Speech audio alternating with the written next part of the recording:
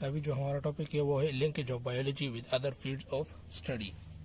ये बायोलॉजी की other fields of study के साथ क्या क्या लिंकेजेस है वो अभी हम पढ़ेंगे, तो आपको समझ आएगा। बुक में भी हम आपको दिखाते हैं कि ये कौन सा टॉपिक आज हम पढ़ेंगे। तो हम ये पढ़ेंगे कि linkage of biology with other field of study.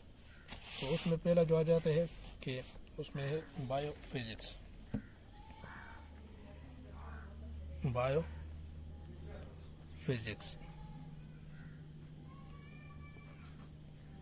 उसमें सिंपल सी आपकी एक बात जहन में याद रख ले कि उसमें बायो और फिजिक्स कम्बिनेशन है।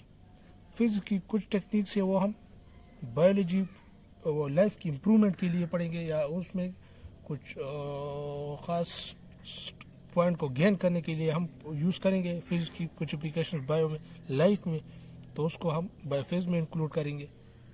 और इसी तरह उसमें क्या क्या आ जाती है, फॉर एग्जांपल हमारे साथ एक प्रोसेस है वो है फोटोसिंथेसिस।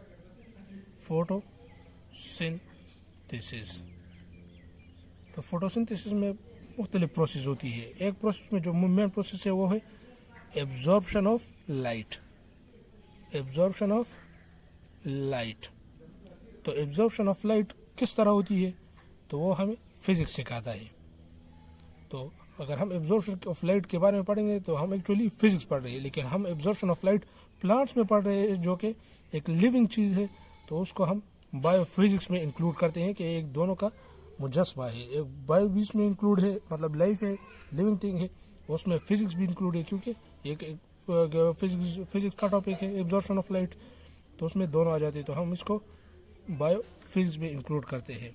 उसके बाद जो हमारे पास है वो है बायोकेमिस्ट्री। बायोकेमिस्ट्री में हम क्या पढ़ेंगे, अब सबको तो यही पता है कि हमारे बदन में हर एक सेल में डिफरेंट रिएक्शंस होते हैं, मतलब एक बॉडी में हज़ारों रिएक्शंस एट अ टाइम होती रहती है। तो रिएक्शंस को हम किस सब्जेक्ट में पढ़ते हैं वो हम केमिस्ट्री में पढ़ते हैं। और अगर जो वो रिएक्शन जो एक लिविंग बॉडी में हो रही है, मतलब प्लांट्स में हो रही है, एनिमल्स में हो रही है, वो उसके साथ बायो रिलेट हो जाती है, तो ये हम रिएक्शंस जो सारी रिएक्शंस लिविंग बॉडी में होती है उसको हम बायोकेमिस्ट्री में इंक्लूड करते हैं कि केमिस्ट्री की कुछ प्रोसेस है जो रिएक्शन है वो लिविंग ऑर्गेनिज्म में हो रही है, तो उसके साथ लिंक हो जाता है। जैसे कि रिस्पायरेशन में मुख्तलिफ रिएक्शन होती है, फूड ब्रेक डाउन होती है, ऑक्सीजन के हेल्प में ऑक्सीजन वो रिस्पायरेशन होती है और एनर्जी प्रोड्यूस होती है, तो उसको हम बायोकेमिस्ट्री में इंक्लूड करते हैं। इसी तरह फोटोसिंथेसिस भी है। उसके बाद हमारे पास आ जाते हैं बायोजियोग्राफी। अब हम इसमें यह पढ़ेंगे कि बायो और जियोग्राफी का आपस में क्या रिलेशनशिप है। तो उसमें दो चीज़ें आ जाती है, डिस्ट्रीब्यूशन दो चीज़ों में होती है। एक स्पेस, मतलब कहाँ पर एक ऑर्गेनिज्म ज़्यादा होती है। इसी तरह अगर हम पढ़ते हैं कि एक why polar bear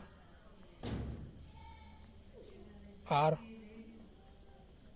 more common in arctic region, कि क्यों पोलर बेयर जो है वो क्यों पोलर बेयर आर्टिक रीजन में होती है और ये यहाँ पर नहीं होती, इक्वेटर के रीजन पर नहीं होती, क्यों? तो ये हम बायोजियोग्राफी में पढ़ेंगे। उसके साथ ये भी आ जाता है टाइम, कि क्यों कुछ ऑर्गेनिज्म जो होती है वो रात के वक्त निकलती है और दिन के वक्त नहीं निकलती, क्यों कुछ फूल जो है वो रात के वक्त खिलते हैं और कुछ सुबह दिन के वक्त खिलते हैं, क्यों? तो ये हम बायोजियोग्राफी में पढ़ेंगे। और इसके साथ साथ हम ये भी पढ़ेंगे, अगर उस स्पेस के रिलेटेड है, कि वाई मलेरिया की जो मॉस्किटोज है वो वार्म और डैम्प प्लेसेस में ज़्यादा अच्छी तरह उसकी रिप्रोडक्शन होती है, तो ये हम बायोजियोग्राफी में पढ़ते हैं। उसके बाद जो हमारे पास है वो है बायोस्टैटिस्टिक्स और बायोमेट्री।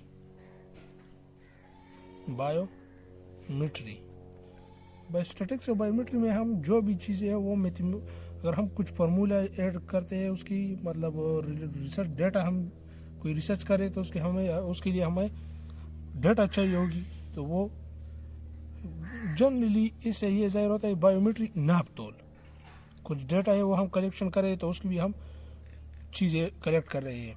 कोई डिज़ाइन हम बना रहे हैं तो वो भी बायोस्टैटिक्स में आ जाती है। कोई एनालिसिस कर रहे हैं कि इतने परसेंट लोग मलेरिया से इफेक्ट है, इतने परसेंट नहीं इफेक्ट, तो ये भी एक नाप तोल में आ जाता है, तो वो हम बायोस्टैटिक्स में पढ़ते हैं।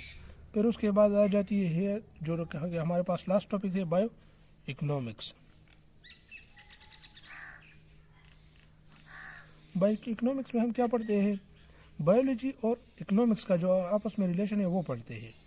उसमें हम मेनली ये देते हैं कि कॉस्ट और प्रॉफिट के बारे में हम पढ़ते हैं, कितना खर्चा हुआ और कितनी बचत हुई, हमें कितना फ़ायदा पहुंचा हमें, तो वो हम बायो इकोनॉमिक्स में पढ़ते हैं। इसके लिए हमें एक सारा सा एग्जांपल आपको दूंगा कि अगर हमने एक मुर्गियों का फार्म बनाया या एक वो भेड़ बकरियों का एक फार्म बनाया, तो उस पर हमने कितना खर्चा किया और 1 साल बाद या 1 महीने बाद स्पेसिफिक टाइम के बाद हमें कितना प्रॉफिट हुआ, तो वो हम बायो इकोनॉमिक्स में पढ़ते हैं।